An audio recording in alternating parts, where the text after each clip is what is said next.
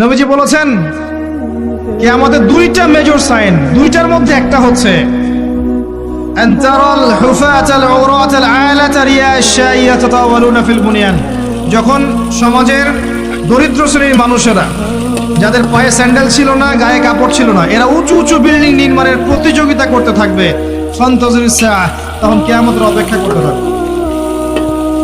আজকে থেকে 100 বছর আগে ছিল এগুলা? 200 বছর আগে ছিল?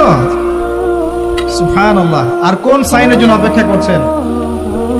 তিনি বলেছেন শেষ জামানায় women will dressed but still they will be naked। মহিলারা কাপড় পরবে, তারপরেও তারা নগ্ন থাকবে। আপনি ঢাকার শপিং মলে যান, আপনি দেখেন। আর কোন সাইনের জন্য অপেক্ষা করছেন?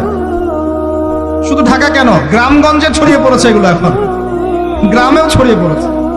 গ্রামে আরো বেশি দেখা গেছে মাশাআল্লাহ। গ্রামে গিয়ে আমরা হতভাগ, সুবহানাল্লাহ।